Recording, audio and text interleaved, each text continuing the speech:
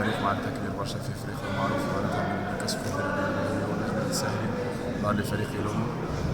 والله كيما تشوف معناتها ظهر لي الناس الكل نعرفوا اللي جمهور النجم الساحلي لعبت قبل والجمعيه ديالها كونتني جمهور ديما معناتها صعيب ومتشنج في معناتها في الملعب تاعو.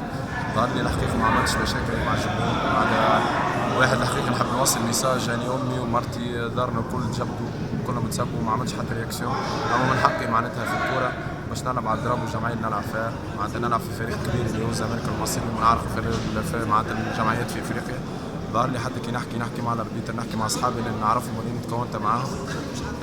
لعبات نجموا معناتها كان جات معناتها اليوم النتيجه عكس معناتها النجم الساحلي صعد. ما نتصورش اني الجمهور اليوم كان شي يسب ولا حاجه. لكن اني كلاعب معناتها نتقبل الكلام هذايا. واحد لاعب لازم يسكر ودنيه ويلعب على روحه ويتقبل معناتها السبان وكل شيء.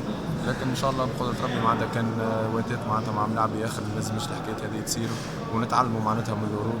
وقت شفت معناتها اي جوار يمشي يلعب في اي جمعيه حتى في يلعب ضد جمعيته ولا في بلاده ما يصيرش حوايج هذوما. وكان اني زاد غلط في حق جمهور نجم الساحل. ماني معناتها نعرف روحي لاني ما عملتش حتى رياكسيون من الجمهور. ظهر لي ماتش كامل تعدى معناتها فما حتى لقطه صارت بيني وبين جمهور نجم الساحل. نطلب منهم السلاح وهذه عائلتي من الاخر وبلادي ونعيش في سوسه فهمت. ومن الاخر ساحلي معناتها المنزل كامل ونحب الناس كنت تعرفني اني نحب نجم الساحل تكونت لنا فهمت. وان شاء الله معناتها بقدرة ربي مازال معناتها احنا عندنا الفينال توا لازمنا نركزوا. بقدرة ربي فينال ماهوش يكون سهل. فريق معناتها نهضة بركان كما تعرف اليوم فاز 3-0 على صفاقس. ان شاء الله معناتها بقدرة ربي يكون من نصيبنا وتدخل معناتها اللقب هذا الوحيد اللي ما دخلش فيه.